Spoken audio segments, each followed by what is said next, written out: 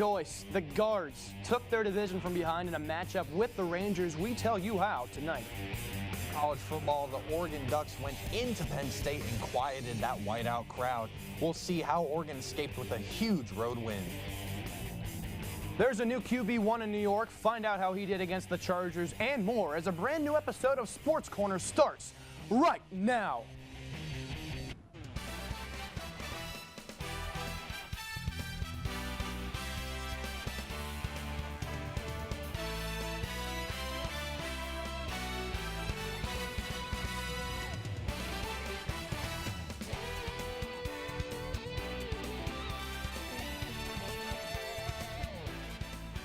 From the Franklin Hall studio on the campus of Kent State University, this is Sports Corner alongside Maddox Miller. I'm Evan Schofield. Maddox, Kent Sports got off to a roll this past week. Yeah, we have a lot to get through, so we're going to start with the women's soccer team, where they left their home field with a loss in a MAC match with Buffalo yesterday, dropping the game 1-0. The Bulls ended up being the more physical team of the match, scoring their only goal within the first 2 minutes of the second half. Jasmine Gerber had the lone goal, and the Flashes could not match the offense of Buffalo. The Buffalo defense held the Flashes to no shots in the second half as they try to rebound against Eastern Michigan this Thursday. In Muncie, Indiana, the Kent State field hockey team took down Ball State in a thrilling 1-0 overtime victory yesterday. The lone game-winning goal was scored by senior Flash Emma Rolston, who netted her 5th goal of the season. The Flashes were kept out of the net by senior goalkeeper Allison Wood, who had 8 saves on the day. Next up for Kent State is a return home for a game against Longwood on Sunday at 12. Kent State volleyball lost both of its games to open up conference play. They lost 3-0 to both Bowling Green and Toledo on the road. Still, the weekend brought forth an important milestone. Senior outside hitter Mackenzie McGuire entered the top 10 in program history with a kill in the second set against Bowling Green. She currently sits at 1,115 kills for her career. The Flashes will have their home opener this Friday against Buffalo before closing out the weekend against Akron. Now, Evan, we have a lot to dig through. Football was on a bye, so we get to take a break from them. They do have Oklahoma coming up, which is a little bit tough. Right. We are going to dig into soccer first, though. Shut out by Buffalo. What do the Kent State Golden Flashes have to do to get back on the right track? I mean, it's in the details, Maddox. They didn't score a single goal at all against a MAC opponent that we wanted them to try and maybe just get a little better on offense, but yeah, they were shut out in the second half, right? They were shut out. Shut out the whole game. The whole game. There was no momentum, even with the shots. The defense of Buffalo played incredibly. Now, I wanted to mention they do play Eastern Michigan this Thursday. It's definitely been, I would say, kind of a struggle for the Flashes. They're 4-4-3, 3 ties, 2-2 in their conference in the MAC, and the rest of their schedule does have MAC opponents. So it's going to be interesting to see how that offense can try and maybe find a new step in what they're doing. Yeah, I mean, it's soccer. We're not expecting them to put up 6 goals, but we are expecting something. No shots in the second half.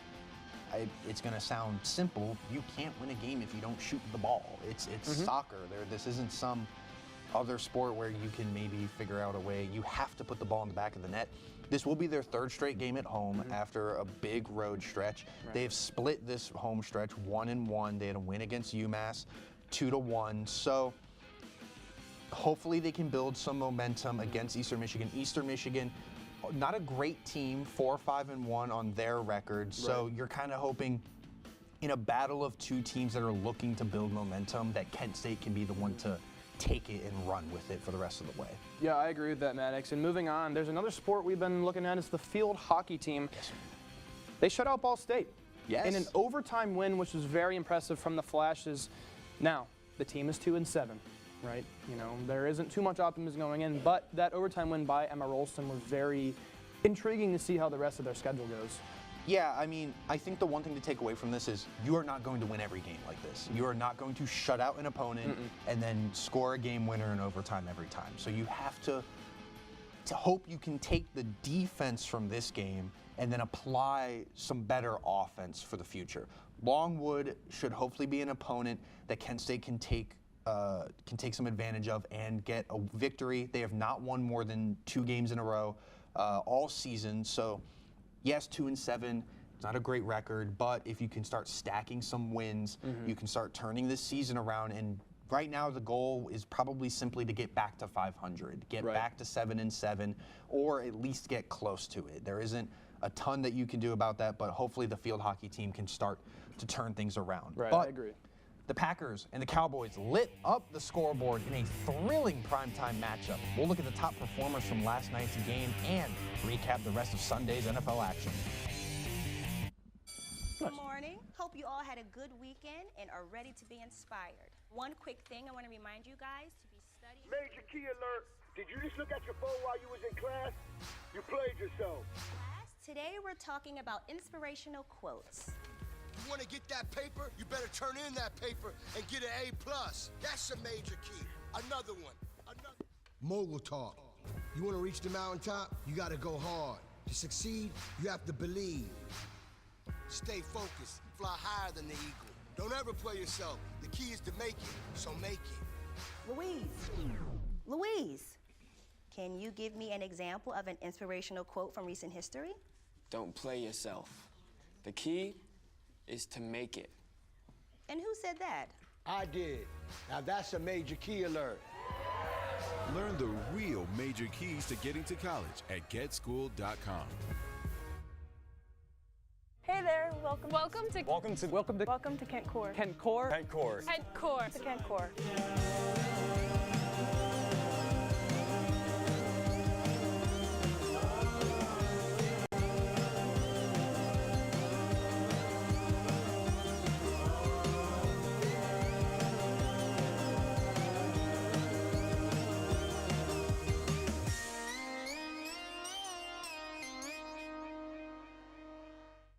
I've always loved space and football. Growing up, some people told me I had to choose, but here's the deal. You can be great at more than one thing. And getting involved in STEM opens up your world to a universe of opportunities in life. This is my time. Get inspired and get involved today. There are STEM programs and science centers available in your community, so be sure to check out spaceforall.us to learn more and get started. This is my time. There ain't no doubt in my mind. Find your place in space. This is my time. Space for all. It's been quite the start in college football, so let's take you campus to campus, starting down in Georgia with our own Connor Faith. I'll start it off here, though. We're here with Connor Faith. Okay, here we go. Week 5 of the college football season, home of the Bulldogs, Saturday night. Let's do this, almost the second half. And look at the big man, number 74. That's Caden Proctor down to the 2-yard line. Very next play, it's going to be Ty Simpson getting the handoff. We'll see what he does here. It'll be a quick fake, and he's going to take it himself. Look at the blockers, and he's in. That's a 10-point lead, 24-14 Alabama. Third quarter, Georgia needs to score here. Let's see what happens. It's a fake reverse. Oh, there it goes. A fake double reverse, and Dylan Bell is gone. Someone's got to catch him, and they do. The senior is down to the 25-yard line.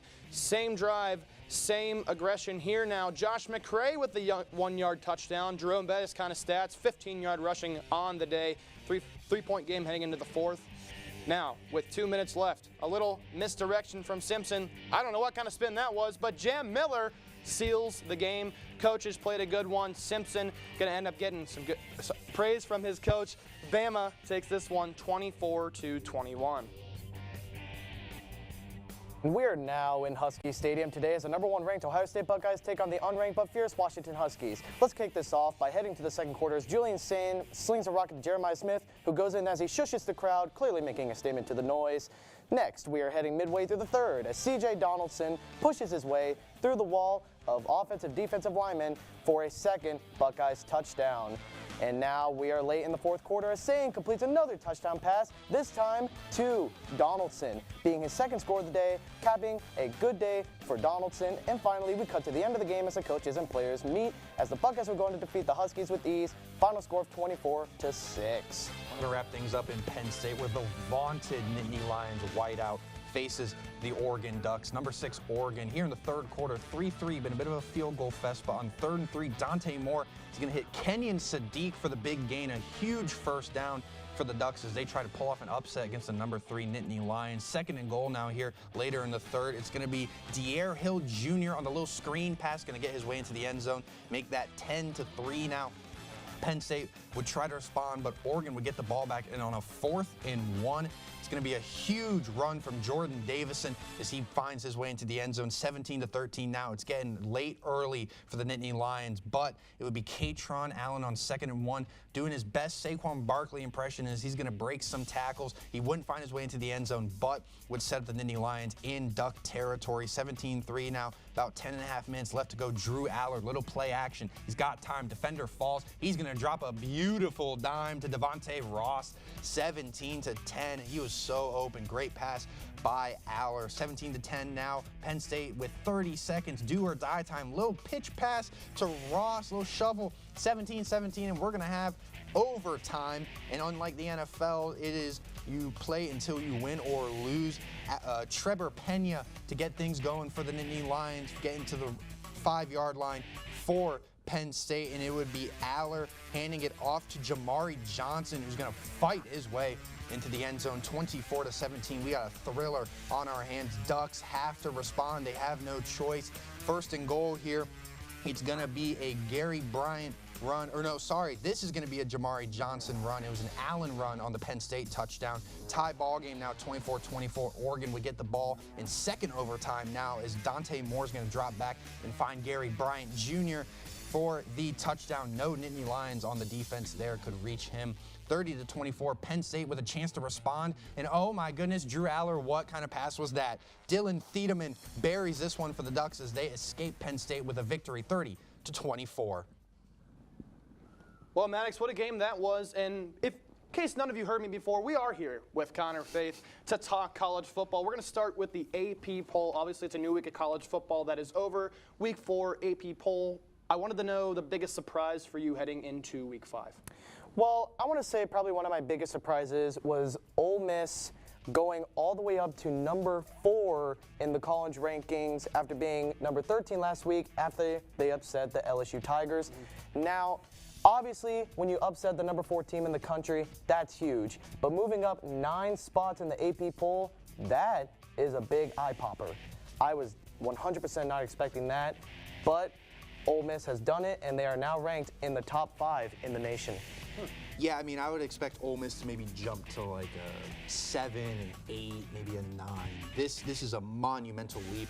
And I would say my biggest surprise, to kind of include myself, would be the opposite. It's LSU dropping all the way down to 13. It's the same game, and they just kind of swap places. I understand Garrett Nussmeier has not been the Heisman candidate that people expected him to be. This LSU team has not been the high-scoring offense that was expected of them. However, a 1-score loss to a really good Ole Miss team is going to drop you 9 spots. I mean, it really feels that this year the AP poll has been super aggressive in their risers and their fallers, and they just are throwing people up and they're shooting them down about as hard as they can. Evan? Yeah, I wanted to go to the USC game. They dropped out of the top 25 after being there last week. I expected them to put up, I know they put up a decent fight, but I expected them to kind of be the more powerful offense of the day over Illinois. I think they were 1 ranked over Illinois last week. They were right next to each other. Yeah, USC was 21 and Illinois was 23. Yes. I think their defense really broke down towards the end of that game, and it was surprising that USC dropped out, but Illinois only moved up, another surprising, they only moved up 1 spot after that win. Yeah, I mean, kicking a walk-off field goal against a lower-ranked opponent, especially after the drubbing they took from Indiana last, 2 weeks ago, doesn't give you the most confidence, but there were a lot of great performances last year, and so I have to ask you, who do you have as your best performer for this week? Well, my best performance for this week, it may not be a player that a lot of you may recognize. It is Memphis running back Greg DeRoye Jr. I might have butchered that last name. It's okay. However, tell us more. Let's get into the stats. This man against FAU rushed the ball for 19 times, had 204 rushing yards and 3 touchdowns, including a 90-yard rip that he took right to the house. I mean, you cannot go wrong with an amazing running back just putting up insane numbers, even if it's against a small school like Florida Atlantic. That is still an incredible performance, and I have got to shout him out because he did not disappoint. And I mean, Memphis is looking like a potential Group of 5 bid for the college football playoffs. So if he can kind of do this Ashton Genty thing with like Boise State. It seems like these group of fives, if they can find a great running back, it will lead to a lot of success. Mine biggest performer was Oregon quarterback Dante Moore. 29 for 39, 3 touchdowns in the whiteout against Penn State. I mean, we have heard so much about how loud that atmosphere is, and to go in and just ball out is super impressive. Dan Lanning said he might be the best quarterback in the country. Yeah, and speaking of quarterbacks, I'm going to go with John Mateer for Oklahoma. He has had a stellar season, and he just continues to be good. 24 for 36, but yeah, he's leading Oklahoma. He is playing Kent State next week. So, with that being said, yeah, John Mateer, 271 yards, that's all I have. Speaking of another quarterback, last week, Kent State alum Julian Edelman was inducted into the Patriots Hall of Fame.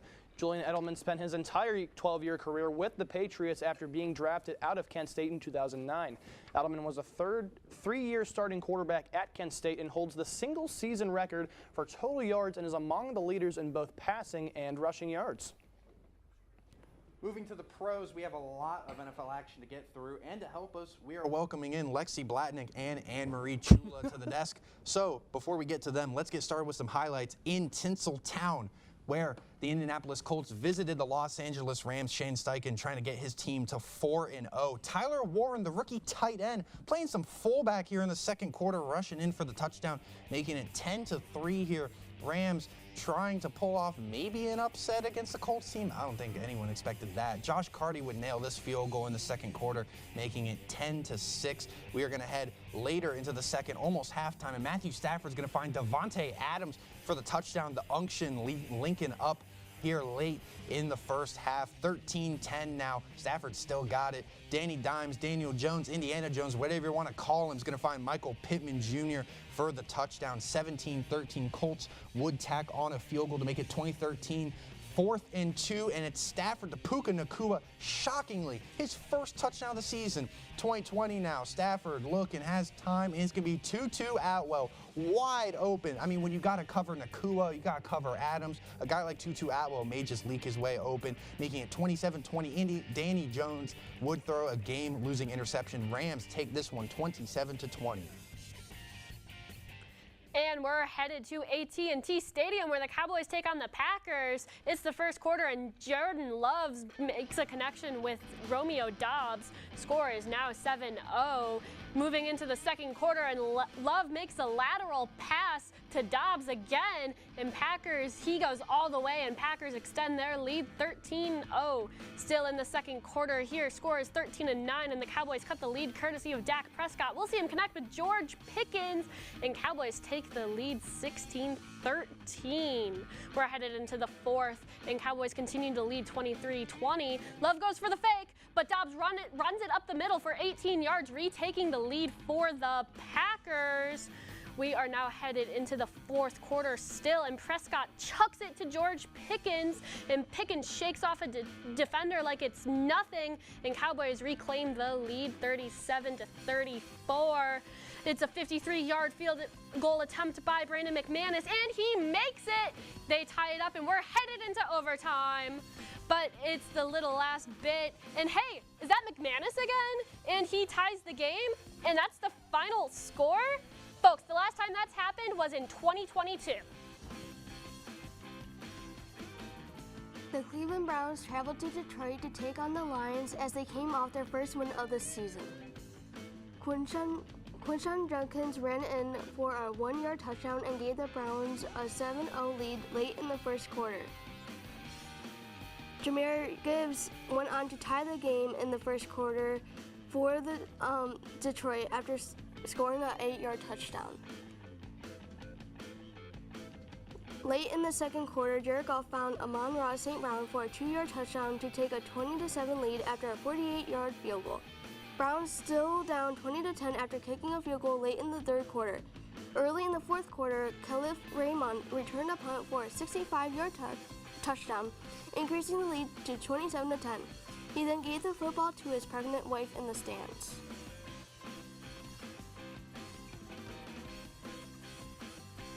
With 4:04 left to go in the game, Jared Goff found Amon-Ra St. Brown again for an 8-yard touchdown, which sealed the game for the Lions.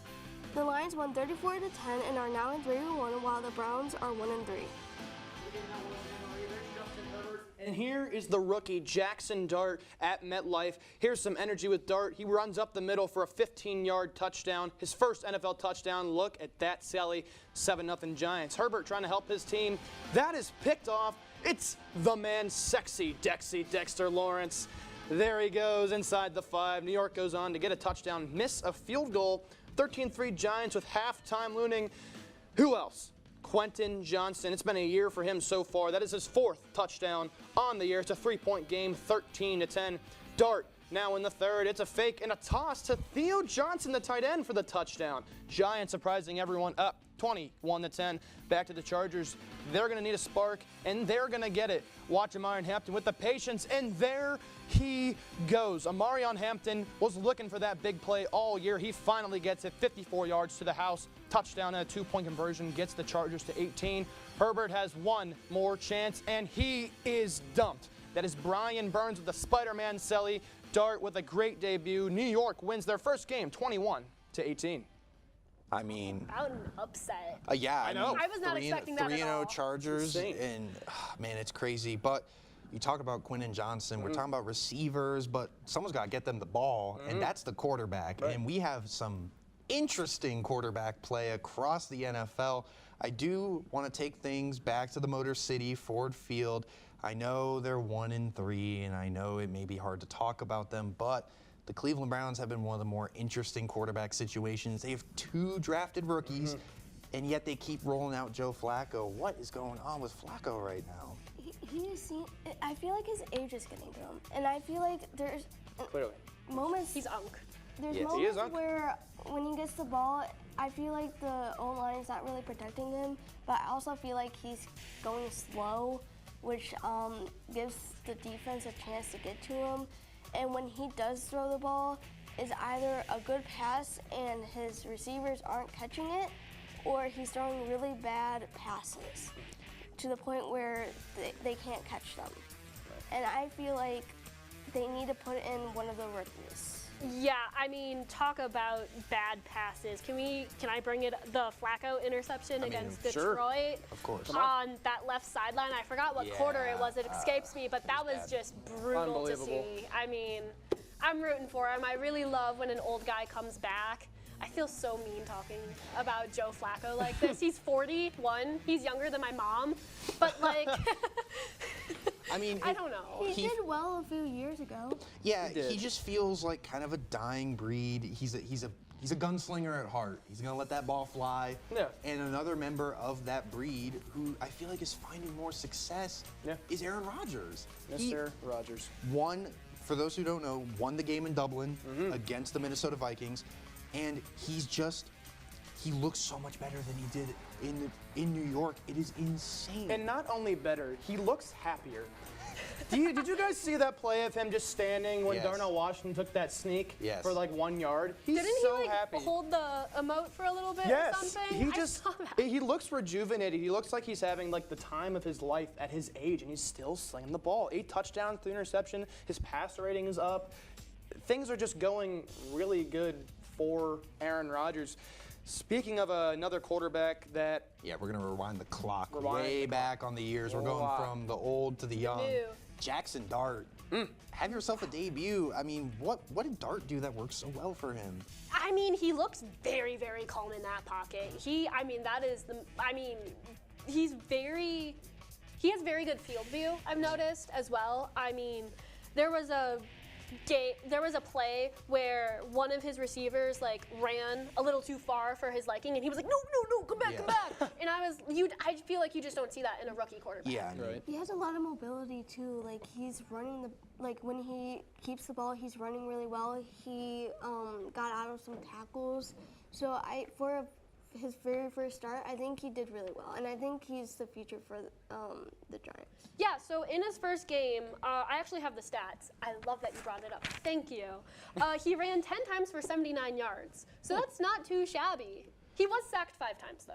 yeah, that might come back to bite him, but I feel like he had a lot of poise for a man playing a 3-0 Chargers team that Yeah. was looking pretty unbeatable. Speaking of undefeated, We got 2 teams left. I believe there were 6 at the start of Sunday, and now we're down to 2, and that's the Buffalo Bills and the Philadelphia Eagles. So I want to kind of go around and ask, A, who do you think is going to last longer very quickly, and B, who do you like more? Just very quickly, one-word answer. I'm going with the Bills. Yes. Bills. Bills, Eagles. Bills. Bills. Hey, Maddox. okay, I guess I'm on the outs.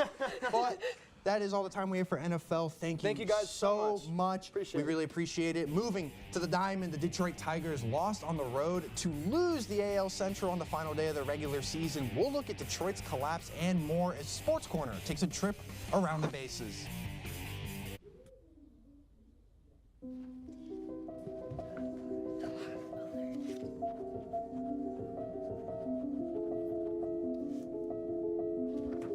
Can you help me?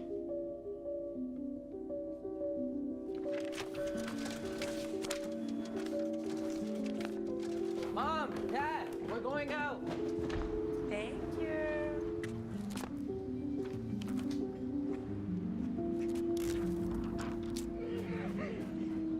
Oh, look, they're playing chess. What you got there? Will you help my mom? She's real sick, huh? Hey, crew, I'll give the first move to anyone who signs up to be an organ donor. How do you do it? Easy. Just go to organdonor.gov. You heard him, organdonor.gov. More donors means more hope. Sign up at organdonor.gov. Today I'm going to talk to you about physics. Come on in, girls. Let's go.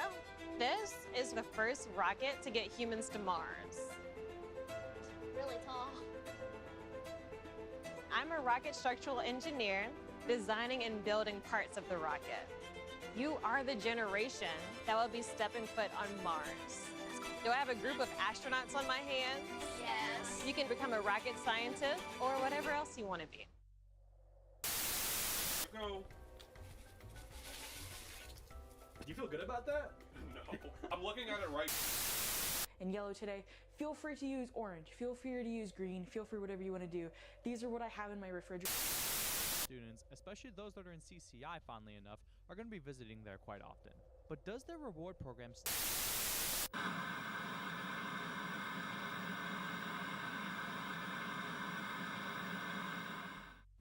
Yesterday was the final day of the MLB regular season, and to help us break down a wild weekend, we welcome in C.O. Parker as we're going to start close to home as the Guardians welcome in the Rangers yesterday, looking to capture that AL Central. Bottom of the first, Jonathan Rodriguez with 2 runners on, looking to get the Cleveland offense going early. He would hit an RBI, a 2 RBI single into the right field. Cleveland would go up 2-0, but there would be a lot of scoring in between from where we are and where we're going to get. 5 runs scored by the Rangers, 2 more scored by the Guardians to get this here. 5-4, bottom of the 8th. Bo Naylor with a sacrifice fly, Brian Rocchia with a sacrifice fly to score Bo Naylor. 5-5 now. That would actually take us to extra innings. No scoring in the 9th. Top of the 10th here, Rowdy Tellez, the big fella, going to let this one rip, and it is going to sneak out of the park here.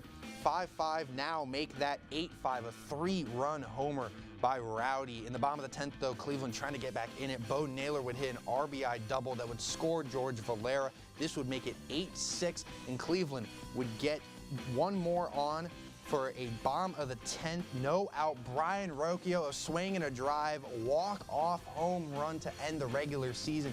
Guardians win the AL Central, a insurmountable comeback by Cleveland. Cleveland takes this one 9-8 as they get ready for some October baseball. Well, it's more than a feeling as we go to Boston as the playoffs are near. Top of the 4th, and that's Javier Baez deep right. That's a 379-foot homer, former Cub and Met. That's a 3-run homer. Tigers lead 3-1. Same inning. That's David Hamilton who strikes back. He's also going to bring home Connor Wong. It's a tie game, 2-run homer, but the Sox aren't done. It's Jairon Duran with a deep left double. Gets RBI. Boston up a run. Top of the 5th now. It's an 0-1 pitch. Here's Parker Meadows. He's going to hit it far and deep. That ball's going to get to second, and he's out. He's out. What? Let's see a replay there. He barely gets him. Now, whole lot of nothing until now. Here's Greg Weiser to Meadows, fly out, and he is out in a close one. Mets win 4-3. Detroit drops 2-3 to the Mets. Now enters the playoffs to play Cleveland. We now take you to sunny Miami, where the New York Mets are visiting the Miami Marlins, and Eric Wagaman is going to hit it to deep center. Connor Norby, starting at first, is going to round the bases. He's rounding third, and he's going to slide in, making it 1-0 during the bottom of the fourth. Still the bottom of the fourth, Brian Navarreto is going to hit it, and this time Wagaman is going to make it from second all the way home, and that is going to make it 2-0. Still in the bottom of the fourth, Javier Sanoa is going to hit it. It's going to hit it to deep left. It's going to roll down. And Navarreto, who just hit in Wagaman, is now going to get him himself.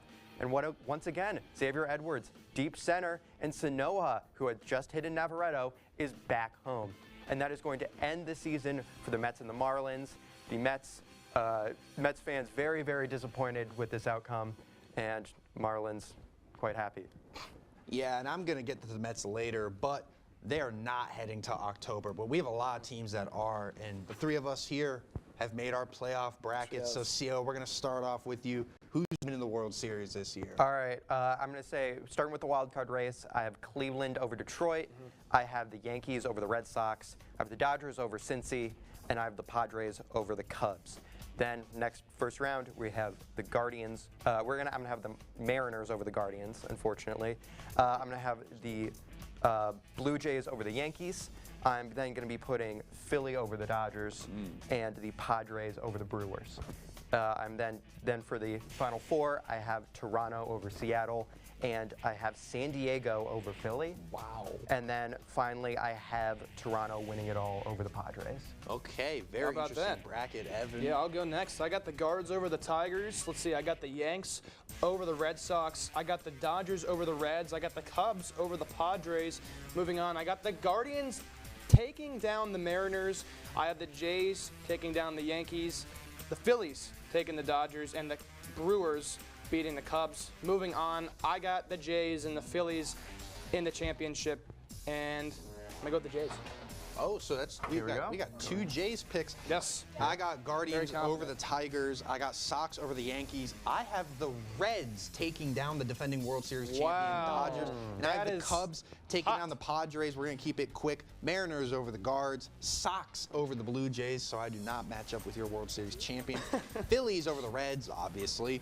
Brewers over the Cubs. And then give me a Mariners versus Brewers World Series in which the Mariners are going to take it all. Josh Naylor, Eugenio Suarez, and in my opinion, the MVP, Cal Raleigh, taking it all, the big dumper, winning them the big one. Yeah. So that'd be fun, wouldn't it? Absolutely. I love yours. Would just be the most fun out of all three of these. They would be in Skyline forever in Cincinnati. Yeah. A Mariners-Brewers final would be incredible. I think that would say especially after the big market matchup we got last year between Yankee. It's like, let's get back to some Diamondbacks Rangers type stuff.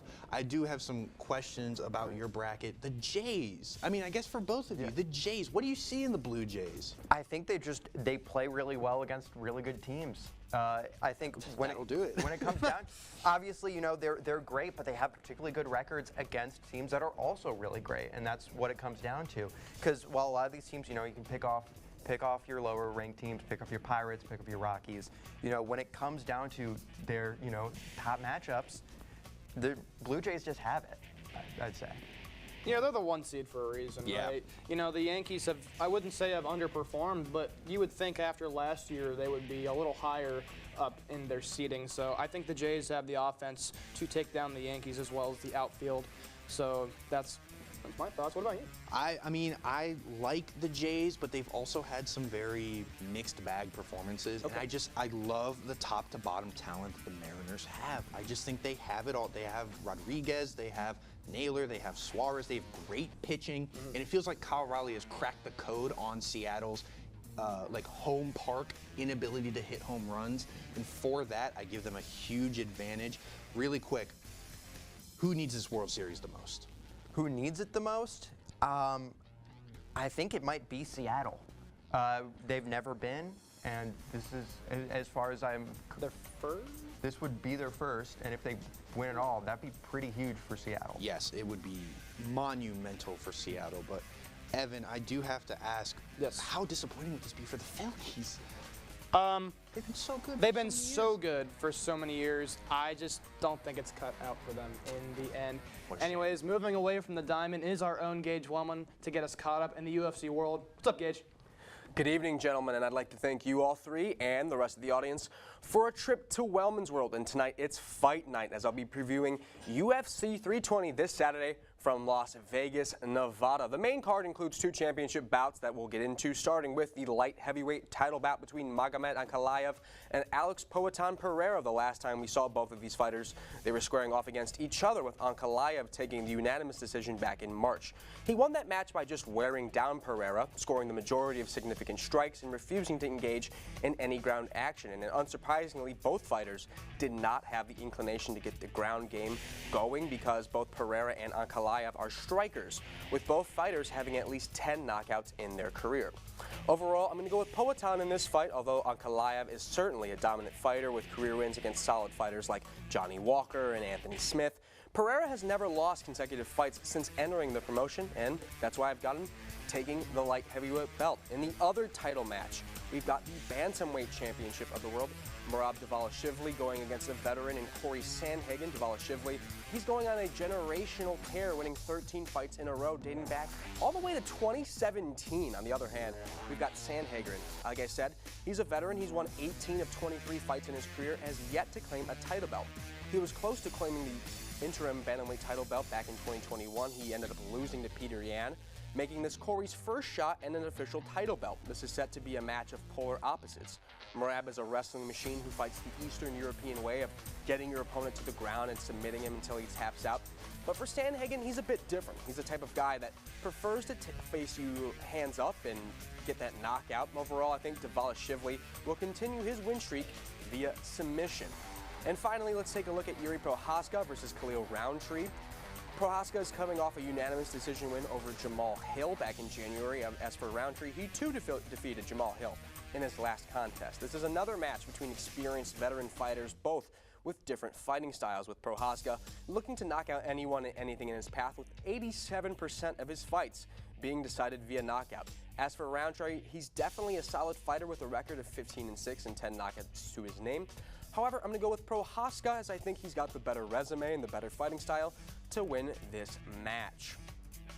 Well, I certainly hope that trip to Wellman's World was an informative one, and I just want you to remember, there is more to sports than just the Big Four. I'm Gage Wellman, KSTV.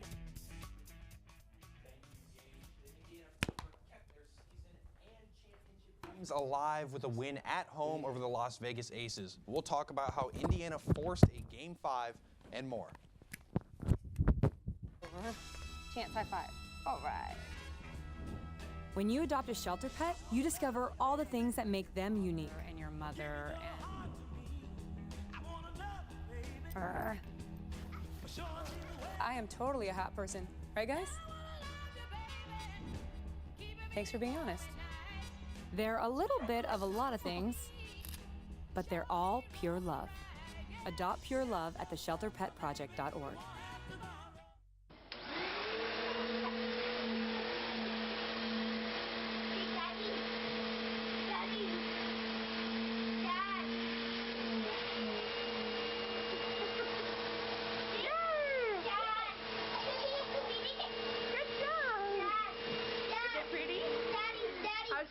Is it pretty? Daddy. It's pretty. Maybe honestly, Not completing high school is more of a social thing than it was an academic thing. Even though all these years have passed, I still had that longing to have my diploma. I have a mentor, and she convinced me to continue my education. No one receives a diploma alone. If you're even considering getting your high school diploma, go get it. You can do it. Find free adult education classes near you at finishyourdiploma.org. 76% of employees have struggled with at least one issue that affected their mental health. When you share, you're not alone.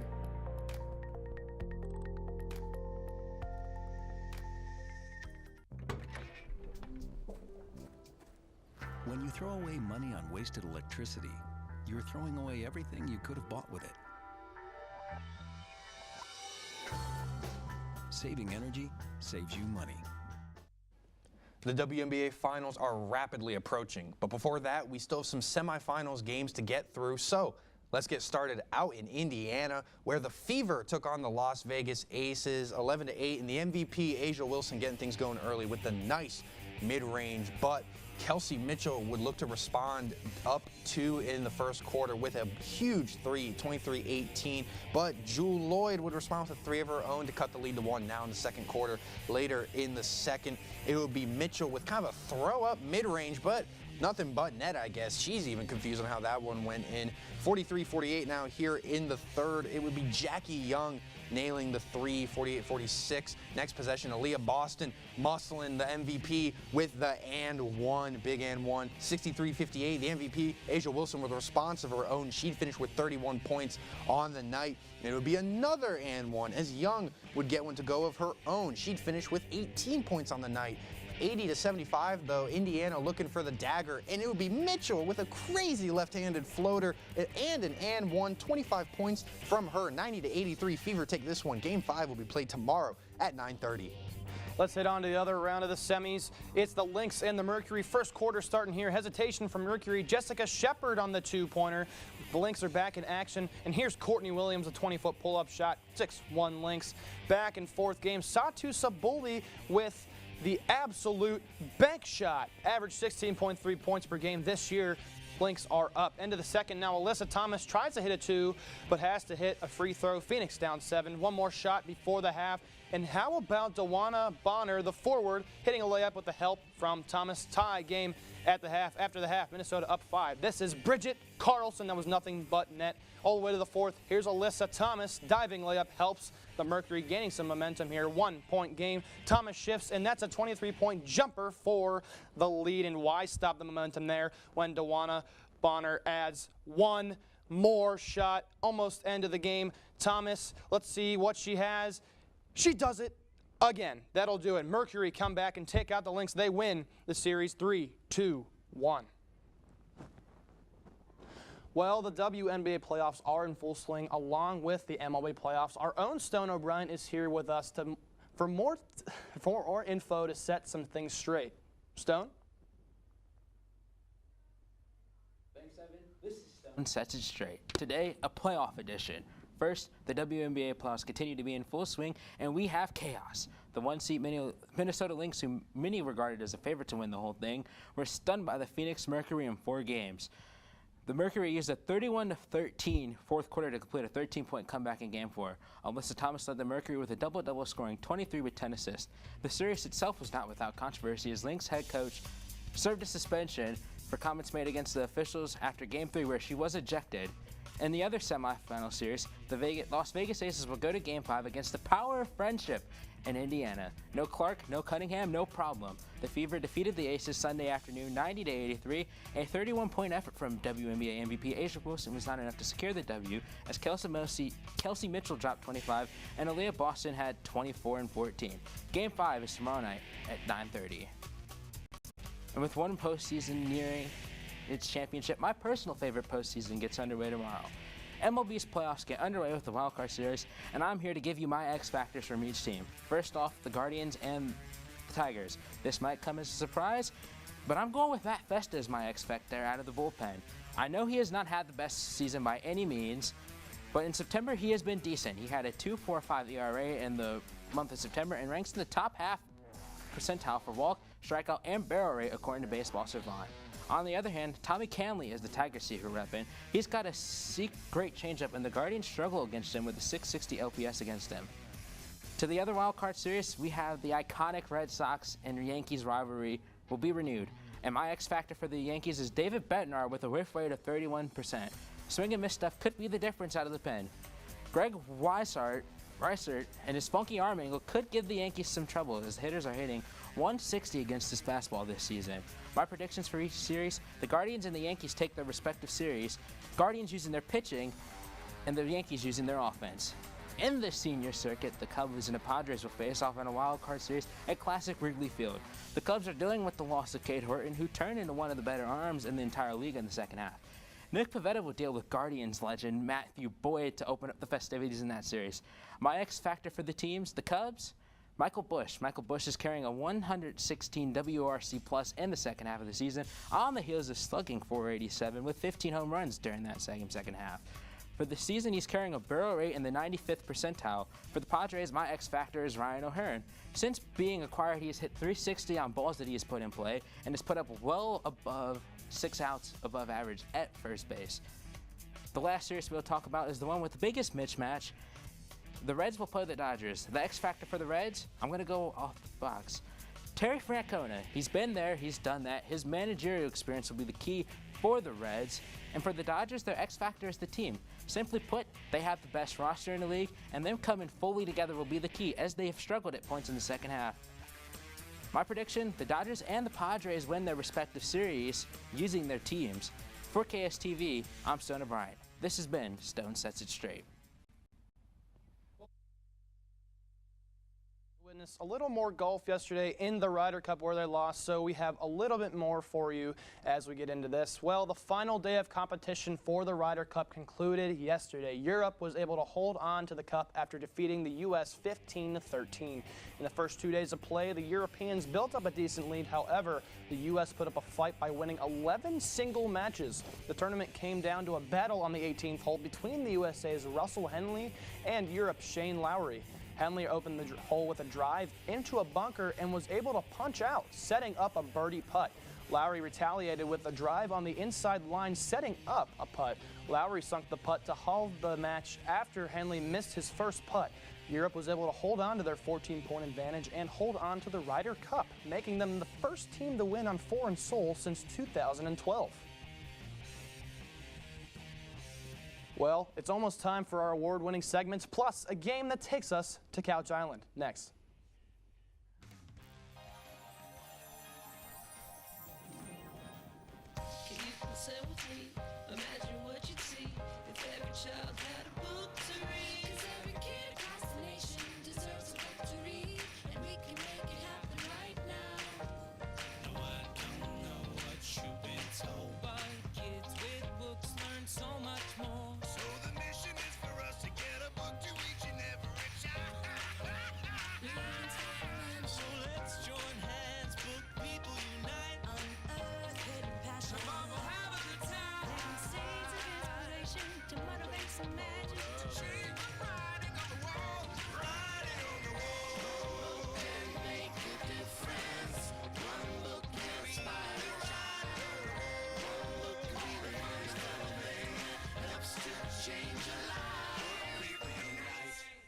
Read to a child today and spark a lifetime of ambition. To Maddie, congrats on paying off all those student loans. Finally, right? How'd you manage that anyway? I started tracking my spending, changed a couple of habits. Wow, I'm kind of living paycheck to paycheck right now. I don't even know how I'm doing it. Well, have you tried saving a little? I want to, but where's that money gonna come from? Bill collectors, they're the worst. Am I right? When it comes to financial stability, don't get left behind. Not home. Get tools and tips for saving at feedthepig.org.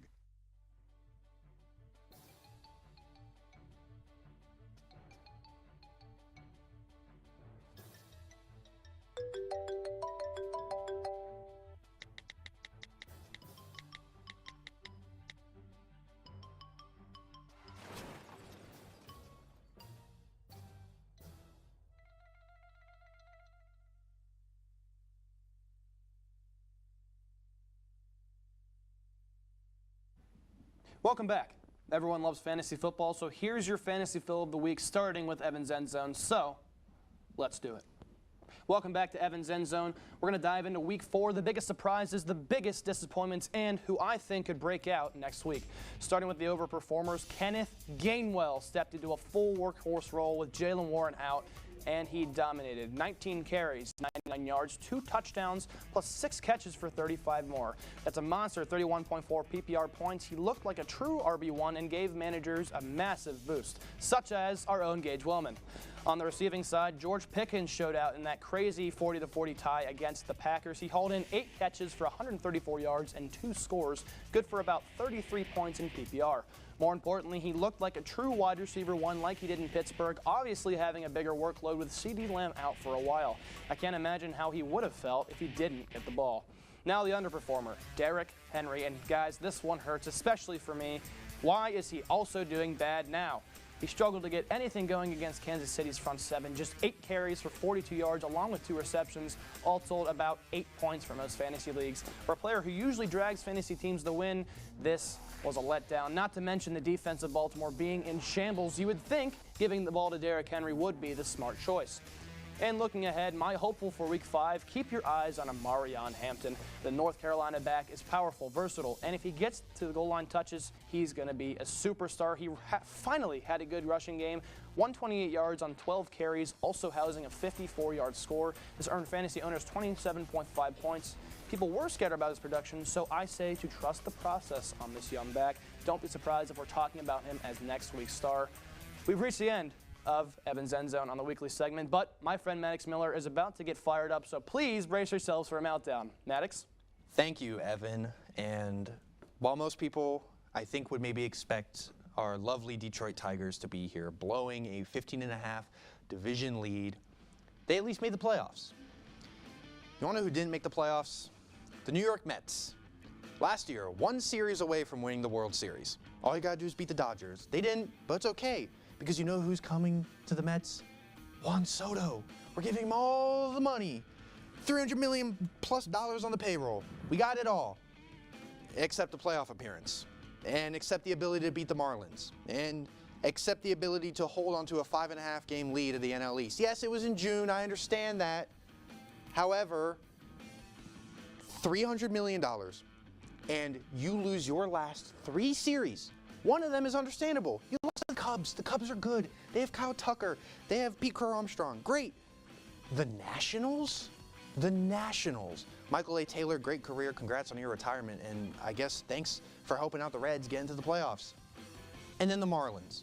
You have to win 2 games against them. No, 1 game against the Miami. I understand they're not the Colorado Rockies. They're not the Pittsburgh Pirates. Sorry to Evan. But man, it's the Marlins. It is a meltdown of true monumental proportions, nuclear proportions. Yes, blowing a division lead is crazy. At the same time, having this much money on your roster. Look at what the Guardians are doing. They won the AL Central. Look at what the Mariners are doing. I know the Blue Jays played Vladimir Guerrero, but they don't have that level of payroll. And yet, you are in the peak of failure. The Mets, lol Mets. It's about the Mets, baby. Let's go Mets. You've done nothing but fail ever since last year. Pete Alonso's gone. He said it in the press conference. He said, yeah, I'm not coming back next year. He's like, I'm not even hopping on the plane back to New York. He's probably going to go to the West Coast. He's going to go somewhere warm, somewhere nice, somewhere that's not the Mets. New York Mets, you're worse than UCLA. You are worse than the Ravens. You are probably going to be the meltdown of the year. I truly don't understand how anyone can top you, and I will be appalled if someone does. If someone does, I will be shocked. Mets, get it together. Stop being the low brother in New York. Wow. Well, how about those Mets? On a more positive note, we're going to head to our final segment where we're going to be building our own NFL team with a few players like quarterback, running back, wide receiver, tight end. We cannot use football players. No. We're also going to include Couch Island and those over at the green screen in this discussion. I guess I'm going to start. Yeah, go. At quarterback, I have O'Neal Cruz. I know he's on the Pirates. I know the Pirates suck, but he's got a big arm and he's a big guy. So expect him to run around and throw the ball. Running back, Derrick Rose. Now, I looked this up. I know Derrick Rose is older, but apparently he has run a 4.18 40 before. That's what I saw. Allegedly. So I'm going to stick with that. Wide receiver, Bobby Witt Jr., younger guy in the MLB, 30.3 feet per second sprint speed. I think that could be good for a wide receiver, kind of like a Tyreek Hill, kind of speedy kind of guy. And then for my tight end, I have the LeBron James. Everyone loves LeBron as the tight end. He has the build of a tight end. He's fast on the court. Love to know what you think, Max. Oh, absolutely. I'm going to run through it quick. At quarterback, give me Kevin Love. Dude has an arm. We saw it in that game. Everyone saw it in that game when they played the Wizards, just chucking that basketball down the field. At the running back, give me the tribal chief, Roman Reigns. Big Samoan dude. He's going to spear one of those defenders. At wide receiver, give me prime Usain Bolt. Or for a more modern option, give me Noah Lyles. Dude is just an absolute sprinter. And at tight end, give me LeBron. I mean, the dude is just an animal, but that is my team. Let's toss it over to Couch Island. Very quick, what do you guys got? I'll let the rookies start us off. All right, I guess I will start us off here. At quarterback, how about Ichiro Suzuki? Ichiro Suzuki was one of the most beautiful outfielders the MLB has ever seen, and he had a cannon for an arm. He was insanely accurate. Good choice. My running back, give me Spida, Donovan Mitchell. He is one of the fastest players in the NBA, and I honestly think he can bulldoze through linemen and corners and whatever else is on the defense. For wide receiver, give me LeBron James. For those of you who don't know, LeBron James actually played wide receiver in high school. And finally, tight end, give me Aaron Judge. He is tall, he's big, he can get it done. I'll go for mine. For my quarterback, someone who's fast, someone who can move the ball, I've got Russell Westbrook. For running back, I have someone who I think might have a pretty good stiff arm. Not exactly sure. I'm going to say prime Muhammad Ali. For my wide receiver, I hate to mimic, but I'm going to say prime Usain Bolt. That sounds awesome. And for my tight end, I have Alexander Ovechkin. That sounds... at some point, I decided I'm going to choose people that sound like they'd be awesome, and that's what I chose. Anne-Marie, Lexi? Yeah, I'll go. So, following in Evan's footsteps, I have Paul Skeens at QB. I've seen him warm up with a football. I thought that was promising. LeBron James at wide receiver. He played receiver. I trust him enough. Running back, I have Jose Ramirez. He's not particularly fast, so I'm thinking of him as like a power back, like who run through people. And then tight end, I was thinking Zach Wierenski, someone really quick. Okay, so for quarterback, I have Giannis because he has big hands, so he could handle the football pretty well. For wide receiver, I have Josh Naylor. For running back, I have Steph Curry. And for tight end, I have Anthony Davis. Thank you. Very quick. Extremely quickly on the wall. Go. My quarterback's going to be German shot put legend David Storl. He's a pretty athletic guy. He's not chunky, like most shot putters like myself. So I'm going to go, he'll be my quarterback. You want to go skill positions for our team? You know what?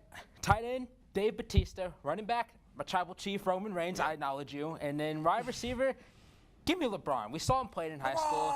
I think he could have done it at a professional level. Sounds like a great team. Well, with LeBron in thought, that'll do it for this edition of Sports Corner. Thank you so much for watching. For updates from us 24/7, head over to KentSlater.com and be sure to tune into Overtime right here every Friday at 7 p.m. I'm Maddox Miller. And I'm Evan Schofield saying from the opening play to the final call, the Kent Stater Sports Network covers it all. Good night. How can you hate Star Wars? Kung Fu Panda. Star Wars. Star Wars. Here for a late night walk. Yes. Late night walks around Oh campus. I always, you know, like the swing. Student Center. What? Wait, care, you mean like healthcare? Cares Center. Student Center. Where you can get support.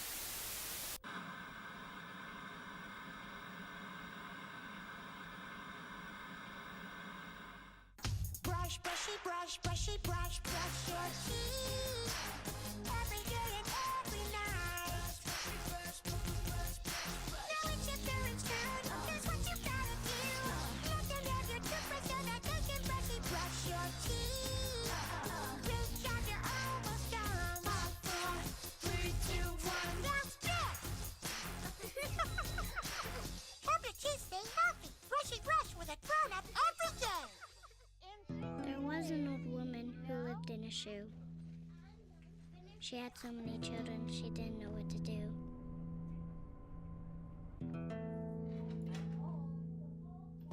She gave them some broth without any bread